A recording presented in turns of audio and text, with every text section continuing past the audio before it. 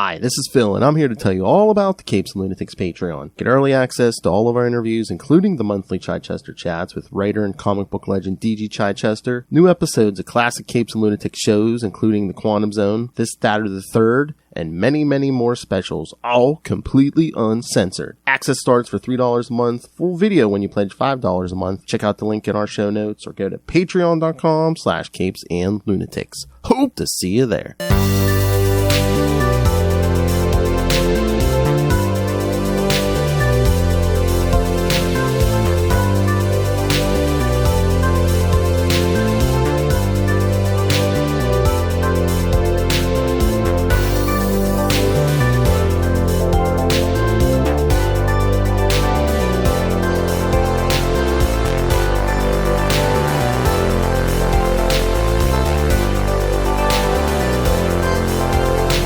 Avast me, hearties, and welcome once again to Full Stream Ahead.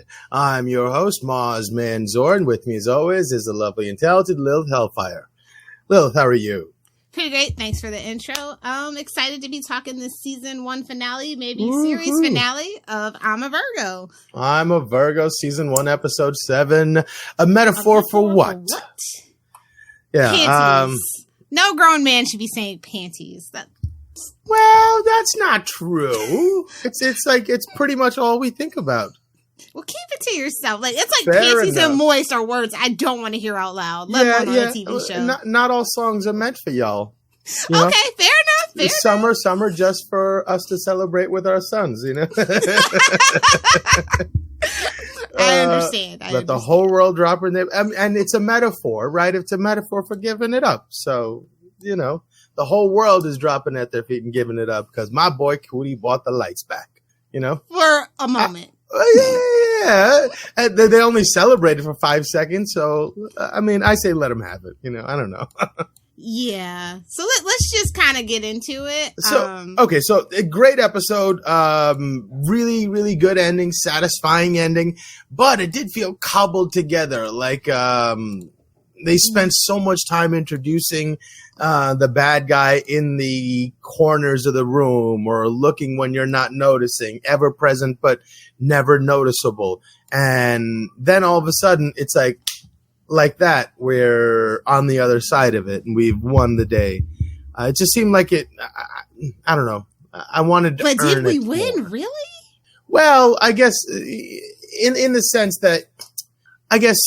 When she fights him at the end, right? When Jones finally does her thing, there is an opportunity to make him think he was in La La Land or whatever, right? And then they turn the ropes on him and he's the one in chains and whatnot. But no, she took that opportunity to have an honest conversation.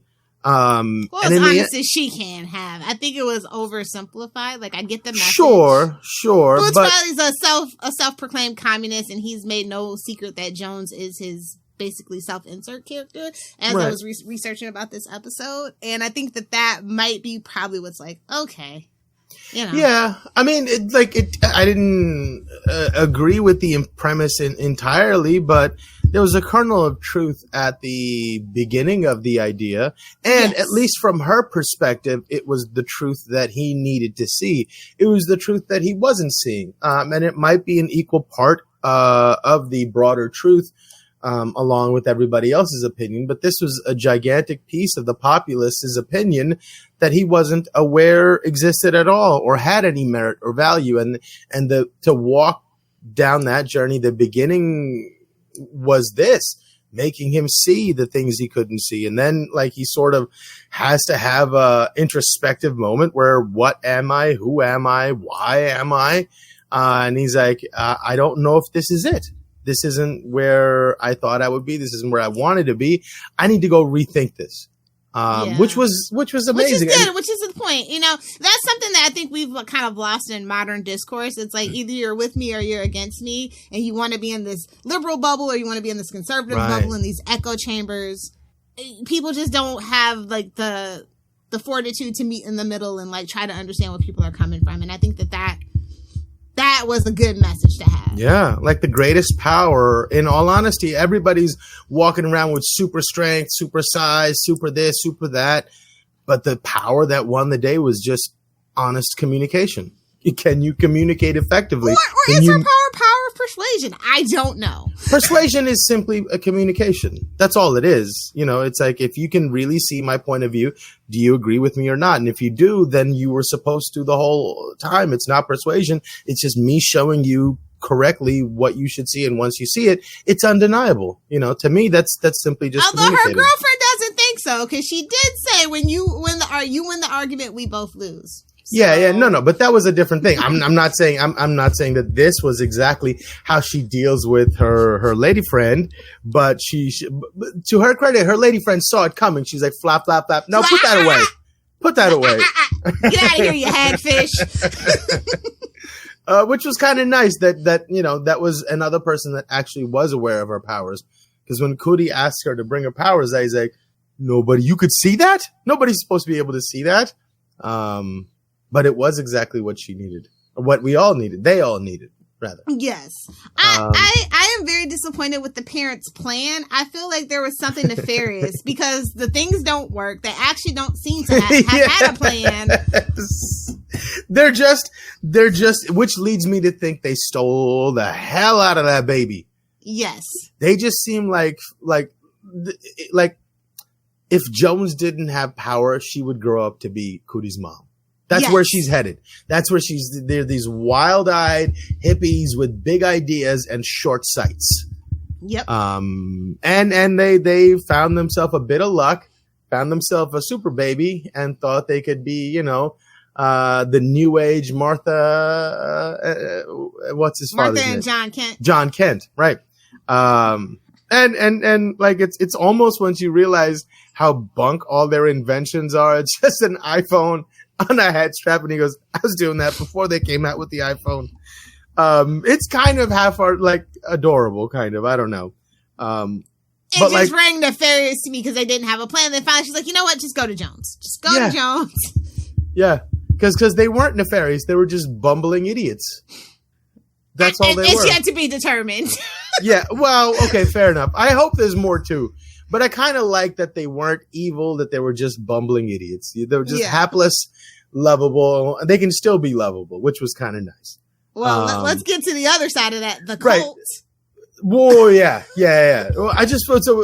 It starts off with Cootie and the gang, you know, coming and after having committed their caper, and mom is happy and dad is happy, and I'm like, what kind of household is this?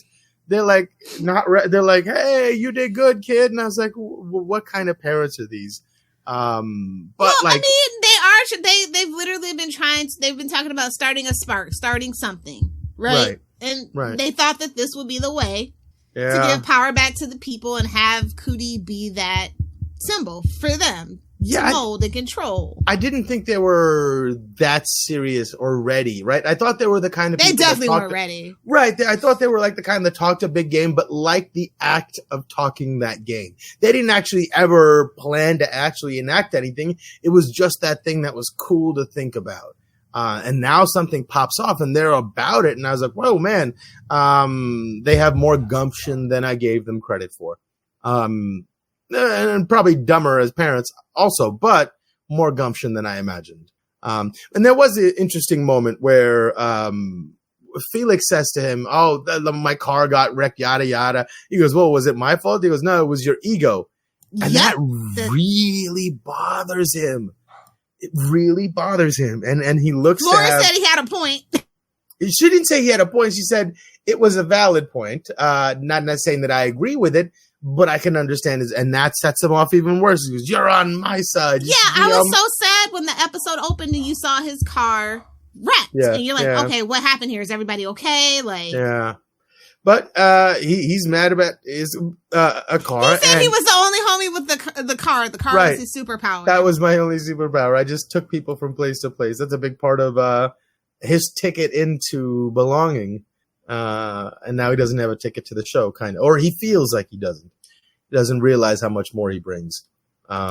But the way that he says to her, it says to him, he goes, turns on and he goes, I don't have an ego. And I don't know if he was trying to put on a Kanye voice, but that was a Kanye impersonation. And that like half a second snippet, right? I don't have an ego. I really thought I heard Kanye's voice. I was like, oh my God, that's so funny. But okay, so they do the caper, the power plant, the light goes out, and within 20 minutes, the lights are back on. Such a bummer. Yeah, but like, there goes the way you should research your plans a little bit more. Yeah, exactly. And it's just like this whole thing of people have this fantasy of being a hero, but don't realize the work and the constant vigilance it takes to be one, especially if you want to make social change, right? So they're thinking one fell swoop and one grand gesture and everything is okay. No, I hope you're ready to fight every day as much as your parents are ready to talk about it every day. Right on the nose. You know? But so then this is the great part. I could not, they give us a little, and I'd forgotten about the parking tickets episode. So they see like the guys drooling one of the guards. And I'm like, man, what did they do? I was like, did he finally talk Jones into it? Did Jones come in and hypnotize this poor guy and yada, yada? And then you see the two other security guards and that CD sitting there and the little tiny rappel ropes from the rat, which was adorable. But they put the episode on and I'm like, am I ready for this? I don't know if I'm ready for this. And like, can they deliver on this moment that's supposed to be filled with such gravity that you lose your place in reality? Right. And it was, what did you think of this cartoon, of this episode of, well, I thought it was, like, it starts off really funny, like with the kid going boing, yoing, yoing, and you've seen him all over all the episodes, and it's like this, almost like a Deus Ex Machina, like rescuing the joke from the mouths of death, right? Boing, yoing, it's funny again, right? But like you see him as a baby and all the parents are losing their mind. And I'm like, where are they going to go weird with this? Is this going to be one of those things where the baby makes everybody laugh so hard that they all lose their mind and yada, yada? But no, they're just laughing, and he grows up and does well in school. And as soon as he leaves like high school or college, boing, yoing, yoing, yoing, yoing. It doesn't work anymore. Oh my God. And such existential dread. That's what that episode's superpower is. It's like, okay, I had this one thing, now I don't. It's not like, it's such a metaphor for like everything that you adopt, or when you're young and exploring how nature deals with you, how society deals with you, what the mechanisms are, what buttons I push to do what or get what I want. And you find a little happy groove that works. And you take so much pride in that. And we're given the opportunity to feel so much pride in that, that you sort of like forsake everything. I don't need it. I'm too cool, right? And as you get older, that adopts itself. I don't need to learn this. I'll be blah, blah, blah. I don't need to worry about this. I'll be blah, blah, blah. And then real world hits you and people don't react to you the same way. And you could see in their eyes, those guys with their menial security jobs have walked that life and that experience. And it's really touching and moving to them. But what gets me is I expected the ending to be just as depressing. And all of a sudden he finds somebody that gets him. He gets married, has kids, and dies surrounded by the people he loved. And I was like, I don't understand. Like, where is the part where do you drop me off the cliff? It's like you take me up this mountain, threaten to drop me off a cliff the whole time. And then there's like a resort up there and you bring me a drink and say, hey, sir, do you need somebody to fan you? And I was like, what is happening? That part was strange. I thought they were going in a different direction. And all of a sudden he has that. Did it seem like a happy ending to you? And why would that drive people mad? I don't know. Like, I get where he was going at the halfway point like you, but the ending does lose you. But it's something existential dread. Yeah. But I wish there wasn't I wish there was something like worth all the pain they caused him, right? All the pain they caused him. They needed to be something like, oh, those mistakes meant something. Now it's like, those mistakes don't mean anything. Yeah, you'll be fine. Like, again, leaving you down like, oh, trust me, it's okay. Yeah, you'll be fine. Again, painting people with those pretty pictures and making them believe things that aren't true, only to be let down in the end later. I don't know. Maybe that was the point. I don't know. Subverting expectations? Damon Lindelof style? Yeah, fair enough. Shout out to Damon Lindelof. I don't want to renew that beef we had. All right. Let's see. I did like the song Dad wrote. Aside from that, and I like the drop in the panties. It's again, everything's a metaphor in this episode, so we can let that be. But Let's see. Oh, so like while they're talking, all of a sudden, the bunker, the hideout, the evil, or not so evil, the lair. Well, they're villains, so right. Well, that's true. He wanted to be a super villain. Yeah, and Mom was all about it too. So yeah, that makes their evil lair comes under attack. And it's a great moment that he has where he begins to realize the futility of the kind of battle he's been trying to fight. But also, it's that great coming of age moment when you realize your parents don't have all the answers. Yeah. And you have to go. This is the part where I have to leave you and go my own way and forge my own road. Yeah. Can't run to you. Your gizmos and gadgets stop working after 3 punches. So that's definitely not going to work. And I almost thought she was angrily sending him to Jones, but she was just doing it because she didn't know what else to do. Yeah. Although there was probably a tinge of regret, oh man, our plan didn't come to fruition. And... Yeah. How could they possibly have thought it would? Well, they're hippies, hopes and dreams and marijuana. Right. Right.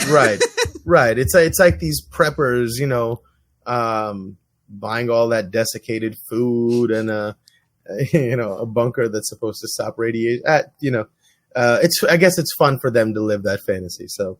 Until the button really gets pushed. Mm-hmm. But it's so funny. He walks out, he starts talking to Jones, and all of a sudden, so many things are all of a sudden coming together, right?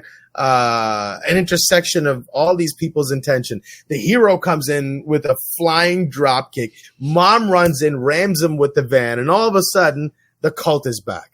And with us great polytheme, and I'm just okay. The way he was going about it, come this way, follow me. Let us help you. Yeah, his eyes were too bugged and the turtleneck was too high and black. I was like, yep, something's not right. He was too eager. It really, I think I've pointed to this movie, this scene in a movie somewhere in this episode before too, but when Robert De Niro is telling what's his name's wife in Goodfellas, come on, the dresses are just down this alleyway. Come on this way. That's immediately the sense I got. I was like, oh no, I really wanted to like these guys. I just wanted them to be like the parents. It was the Steve Jobs black turtlenecks. I already knew what they were going for. Yeah. But I thought I was hoping they would just be hapless, lovable idiots. But no, I mean, they were idiots, but definitely not lovable. Really, really messed up. I guess it just goes to show you there are no good cults, right? There are no good cults. But they start off with good intentions. Like I said, you have to figure out where the cult is in the organizational points. It's are we still doing just free love, or is the cult leader wanting to marry 12-year-olds? We have to have to figure out where we are in that. Although I imagine they just wanted one eye. They would have left him with one eye. They wanted to turn him into a cyclops, right? Right. Maybe they have some biblical thing going on. I don't know. I would love to know more of what their thoughts were. But he does say, maybe this is a reference to something. He goes, according to Sam's sticky note number 32. Does that ring a bell in pop culture? Well, they talked about, they talked about how their cult leader was gone and had left the sticky notes, but... Right. Okay, fair enough. But eventually, obviously he is superhuman, and these are, it's a garage cult, right? It's not like they're so they're not even a real cult. They're pretending to be a cult, and I'm sure a lot of that was all duct tape. And somebody sold them on the idea that this was made out of some super high strength polymer. I'm sure some guy showed up to their doorstep singing a song and rhyming and cleaning their shoes, and they were like, that's what's going to get them. And clearly he breaks out all King Kong style, which was cool. And then they scurry and they run away. I was hoping he would have caught one of them. And just at least he had other things to deal with at that point, unfortunately. That's the only thing that didn't like about that how everything came together so quickly. It didn't give enough time to breathe between the beats. No. Or the beating. Yes, that too. But it was great because like his foot comes in stage left, right, stage right, and he just grabs it, and then you're like, oh my god, I hope he gives him a whooping so bad. And then there's like an interminable amount of darkness. You're like, come on, get to it. What happened? And you see him on the floor, and I'm like, yes. But I wanted to see the fight. Come on, I just want him to switch just one of them. And I think like the way what part is it? Oh yeah, towards the end when Jones is walking him through her little diorama, she says, you know, how superhero shows are responsible. Yep, propaganda at its finest. Yeah. So maybe it was like him turning his nose up at all of us superhero fans who wanted that. And he's kind of calling us. Maybe he's like making us, trying to make us feel bad. That's definitely what that is, right? Like, But listen, I'm still gonna watch my SVU. Listen, yeah, I talk about how propaganda is bad. But I'm gonna still watch my SVU. Sorry. I agree. But yeah, superhero shows are the most nefarious of like propaganda because like a lot of people don't realize that it's propaganda. But it's like when you start thinking about like the terms of like Batman and like the Flash, like especially the Flash TV show where they were holding people without due process in their own little private prison. Oh dear Lord! Yeah, actually, when you really start thinking about it, it's pretty dark. Oh dear Lord! Yeah, I mean, like who Batman is no longer duly deputized, hasn't been in decades. Thank you, Frank Miller. So yeah, when you do think about the implications. Yeah. But that's why they're comics. Yeah, no, but I don't find myself agreeing with a lot of Jones's points, but when she puts it that way that capitalism needs unemployment in somebody order to has exist. To be the proletariat, right? That somebody is has the to be basis of society. Somebody has to be the cautionary tale. Right? Like you've seen those things on TikTok where like the dog won't eat his food or the baby won't eat his food, which is really dark. And they have like a little toy baby and the toy baby won't eat his food. So they beat the toy baby and the baby's like, all right, I'll eat, which is like, it's got to be justice. What side of TikTok are you on, Ma? Have you not seen this? No. Like, the baby's not eating his food. My side of TikTok is comic books, puppies, and kittens. And a little bit of political discourse. All right, so it's out there, and like or like they'll do it with a dog. A dog's not getting his food, so they'll take like a toy dog that looks like him, and they'll beat him, and the dog's like, oh, okay, I'll eat. Right, but that's what unemployment they needed to exist because then they could say, hey, you don't want to end up like that guy, right? They need somebody to fill that role. Or the mom that sees a janitor and says, you don't want to end up like that. But I'm like, babes, janitors have a union to make pretty damn good money, but that's yeah. Exactly. That's what I mean. Or like you see a homeless person, it's like, oh, you don't want to end up like that. Yeah, I mean, you better go to college and get into debt. Right. That part is what was really interesting to me. So that's the kernel of truth. Their structure is incentivized to keep people unemployed just so they have a threat hanging over people's heads. So that they can keep the minimum wage $7.25 for 14 years. Right. If there was full employment, people could demand what they want, demand something fair. And that was such an interesting and a great point that I found myself agreeing with Jones on. And I don't agree with her on much very often. Yeah. But I thought that was a really, really great point that they made during that little monologue. Before we get there, of course, Cootie falls into the age-old trap of letting the bad guy talk. The first thing everybody should have just come with duct tape and just tape his mouth shut so you can think in peace and get the job done. The minute you let the bad guy talk, man, again, I wanted it to be true, though. I really did. I know, me too. But yeah, I mean, we'll get there now. But like, again, that's the part I felt like it's coming together too easily. But, and then you see the drone behind Cootie and you're like, oh no, he's going to get him. And of course, then he gets like, it was such a weird little marrying of like symbols from different generations. Like a drone is lynching a guy, right? Like a lynching by drone. Like so interesting. Don't give them ideas, Boots Riley. For real. And then they chain the poor guy, and then like, oh man, I did not need to see him like and you know, it's funny. It's like we wanted to see Hero get his butt whooped, and we see him after he's had his butt whooped, but then we have to sit there and watch Cootie get smashed in the face.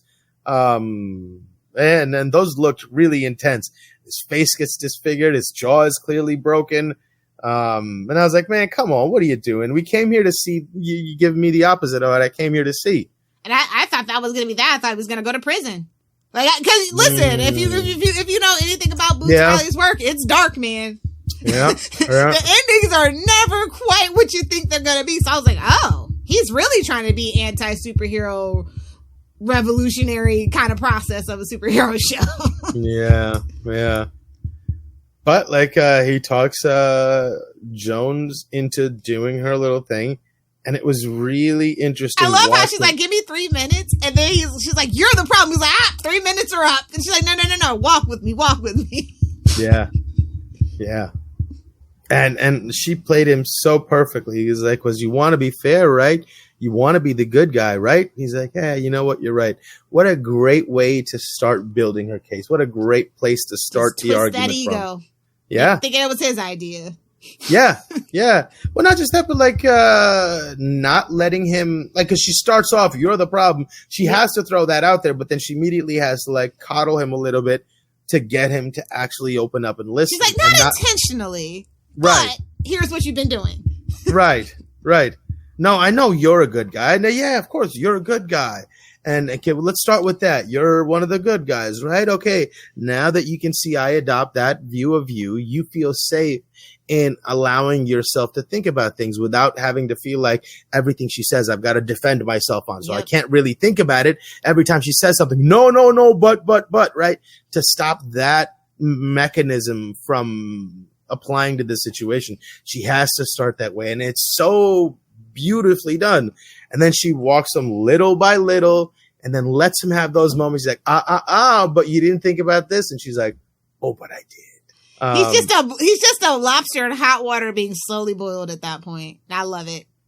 Or like finally being able to see the mirror, right? It's like he's been clearly feels like something is wrong. That's why why they showed us that episode where he's kind of in that slump.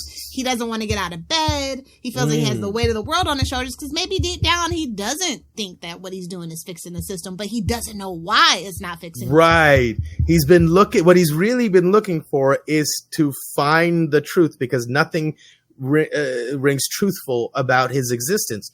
Everything seems like a put on, much like his little bedroom set with his mom, who's I'm sure hired to be there, right? He's been searching for something that feels real, so much so that he just wants to. I know death is real, right? And so he's hiring assassins to come get him. At least I can know that is real, but it must be so infuriating to not know what you believe, to not know who you really even are. So you've adopted this personality that works, but you don't really know who you are, and you don't know what you stand for, and you don't know why you stand for this thing. And these ideas are pulling at him. He doesn't know what to do with it. And he does his best with all these, things assailing his mind. He does the best he can, and he survives day after day, just fulfilling the role that he thinks he needs to fulfill. And then finally in this moment, somebody shows him something and he's like, whoa, oh man, I can see myself. All the makeup's coming off, like all the false, things I've proclaimed to the world about myself. The emperor is naked. And it's just so powerful to watch that slowly wash over him. And then when he comes out of it, and like, you gotta love Goggins, man. That made like I don't know if he has a single tear or not, but there's so much depth and so much sinking in his face in that moment. It's so good. But like Jones even won me over with her argument to a degree. To a degree, yeah. To a degree, but yeah, I really, really jive with what she was saying, and he has no choice. I love that for Boots Riley. I feel like he's made a lot of great points within this season that get people to thinking, like, that maybe something they weren't thinking about, like, that's interesting. And and this is free day and age in 2023. You can Google it, you can go file down your rabbit holes on Reddit or what have you, and I mean, that's kind of what Boots Riley's work is all about. It's just kind of being thought-provoking and maybe making you think different and think about why you thought that previous way. And that's what good art should do. It should provoke a thought, right? Exactly. And that's definitely what the series has done. And I'm so glad that we were at the end because now I got to dive in and watch all like the full season reviews and like read all the interviews that he had with the cast. And it just like really comes together and you get to see his vision. I don't know if you know this or if you did watch them. I didn't watch them, but I'm going to watch them now. I'm going to actually rewatch the whole thing all together. But they have featurettes on Amazon. Right. I noticed that at the end. I didn't want to touch them yet. Yeah, so I'm gonna go back and watch them and like really see as I'm rewatching them and just kind of put it together. But like, it's not the ending that I wanted. It's not the ending that I needed, but it's. I felt like, Riley. Yeah, and the only reason it isn't satisfying to me is because I feel like he had more to say. And but the rash, like nobody addressed the rash. That's what we end on. It's reptilian skin, and I'm scared. Yeah, but it's not just it's like his parents saw the rash. Everybody saw it. Nobody said anything. And part of me thought that it was always part of their plan. Maybe that's the part that's nefarious. That giants are simply a vessel to deliver some broader evil to the world. Ooh. And like, because when you see his stomach rips open, and it literally felt like the being of Cootie was just a cocoon meant to gestate this evil, and it's in its third trimester, and it's getting ready to pop out. Right? That water broke. Yeah. So we'll see where this goes. But my God, what a place to leave it! And like, oh man. I really still want to know how Hero is feeling. What is his mind doing right now? Did it actually make a change? Is he actually finding a way to vulnerability and a way to rediscover himself? Or is he right now busy reconstructing the old lies going, no, she was, this is why. Yeah, that feels good, right? Redonning all the old excuses. And I feel like he really truly felt broken and that she had a point that his whole life up to this point was a lie. I would love to know where he goes from there. Like, I feel like that is what Boots Riley wants for that character to rethink. Is he actually going to become a billionaire philanthropist, a la like what Batman should actually do? Yeah. Right? Because he actually is rich in real life, comes from money, made his money off the comic books as well, has a whole industry behind him. There's a whole lot of good he could possibly do. Like, people's minds don't work that way. Like, they have like a spiritual revelation, and then immediately, as soon as they have a little distance from that moment, their ego and their brain starts putting the pieces back together in a different way. And they're like, oh, yeah, what a silly thing. Give us some ayahuasca. That's what I'm saying. That's what I mean. But like, people have to take several experiences with it to really be able to beat this addiction to a way of thinking. Mm-hmm. And your ego is very crafty, powerful, very powerful. In getting you back. The id wants what the id wants. Oh man, and that's real dangerous.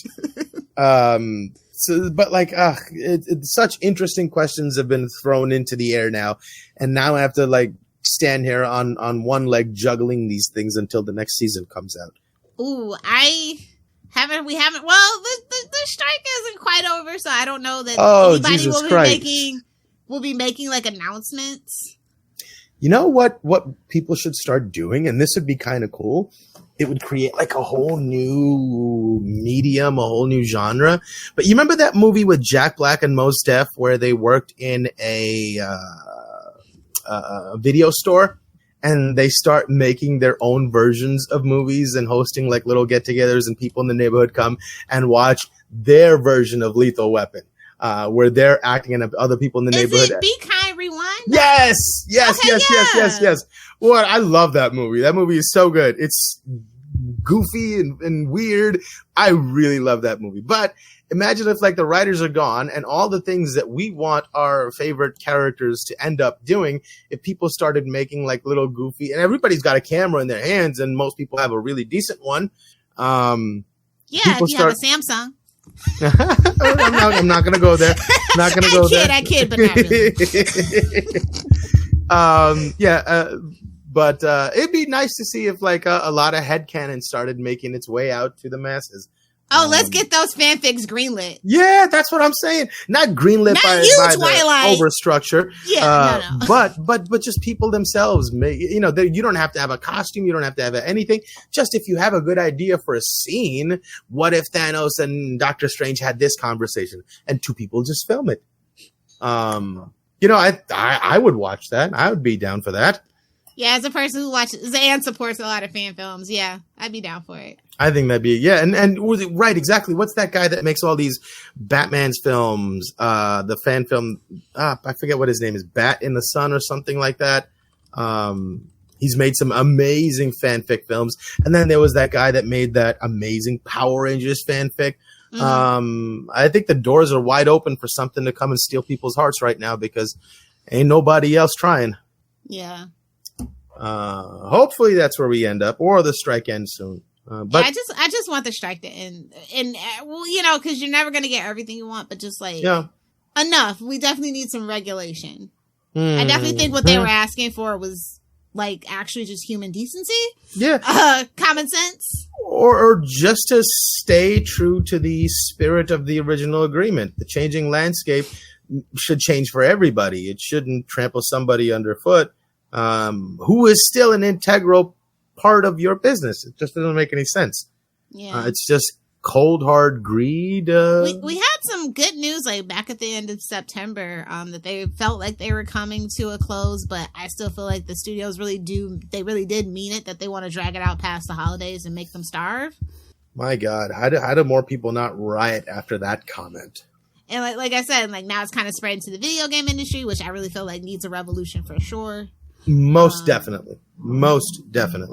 But hopefully this means good things for everybody. And hopefully everybody appreciates the sacrifices these people are making to fight for, as a metaphor for all of our plights.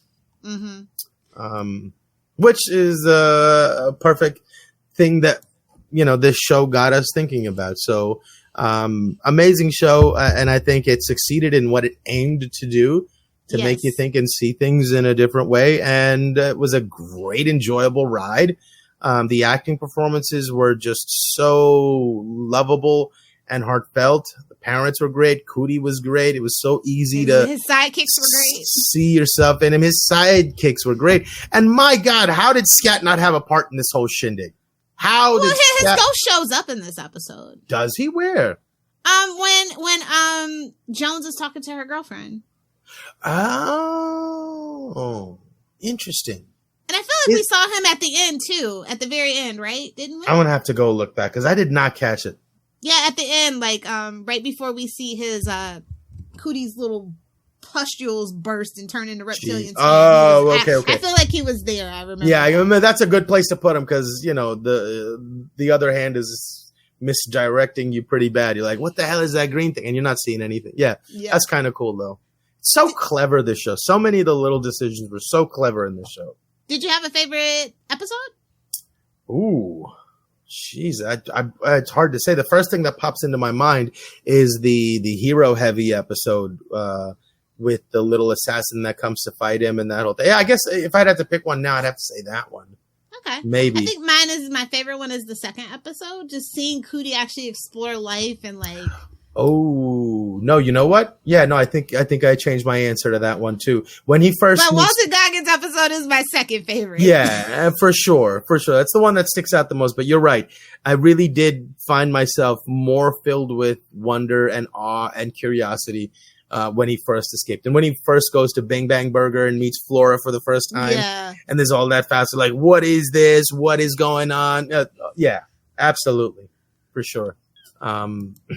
One disappointment was that the cult wasn't nice. Like, there's no I nice wanted more from the cult. Yeah. You don't just introduce a cult and then... But I guess that's just how life works, right? Like you have all these grand plans and then everything comes in a lickety-split, and before you know it, you're on the other side of some situation. You're going, what the hell just happened? I'm spun around. Maybe they're meant to be in season 2. I feel like he definitely planned for more than one season, and he was hoping for more than one season. And Amazon is kind of into the in the superhero business, but not the same way that Marvel is. They're very much in The Boys and Invincible, and this fits perfectly in that vein. Yeah. And now, what is it? Gen V now too. They just dropped. They're very much into that. They dropped the first 3 episodes. Yeah, good things about Gen V. Have you seen that yet? No, I didn't know if maybe that's what you wanted to do next, or if you wanted to. I might. But isn't The Boys coming out soon too? I think they only have let me see how many episodes Gen V is. I feel like they only have 6 or 9, and this is meant to be a in between. We can knock that out. I wouldn't mind doing Ahsoka either, or Loki. That's dropping tomorrow. Ooh, I wouldn't mind doing Loki. Okay, yeah, let's do Loki. I think because we did the first one, and I'm super excited about it. I really want to see more Morbius. Man, love me some Morbius. Hell yeah, I love Morbius. Morbius was the man. Okay. Yeah, he was my favorite character. Just in true Charlie Asser fashion. Right. I love that. What's his name? Who's the actor? Owen Wilson, right? Yeah. I'm a huge Owen Wilson fan. I'll watch anything that guy does. And Morbius was maybe one of my favorite roles by him. It's so Owen Wilson, it's not even funny. It's over the top Owen Wilson-ness. There's a lot of Owen Wilson-ness in Morbius. Well, I do love both the Wilson brothers, so. Yeah. So I'm super excited about it. I wouldn't mind doing Loki. Loki season 2. Get ready, boys! Yes, indeed. All right, you filthy land lovers. Thank you for joining us once again on the bounding mains of the streaming shows you love to see. Join us next week as we sail once again full stream ahead. Yarg. Oh, we got to do our, So if you'd like to... Before you go... Right. But before you go... if you guys want to reach out to me and say hello or talk theories or conspiracies, you can email me at mozzmanzor@gmail.com or find me on Facebook under Mozz Manzor. That's MOZZMANZOOR. And if you want to send in some feedback to talk about Loki, feel free to find us on X, formerly known as Twitter, at FSA Podcast. You can email us, CapesandLunatics@gmail.com. You can give us a call at 614-382-2727. That's 614-38-CAPES. And of course, check out our podcast, tubespace.io/Capes and Lunatics Podcast Network. As for me, you can find me on Facebook, find me under Lilith Hellfire, or if you're on Instagram or Threads, your favorite internet granny. That's GRANNIE. All right, now it's time to see us next week, where clearly we'll be covering the first episode of Loki dropping tomorrow. So see y'all next week. And now you get the final yarg.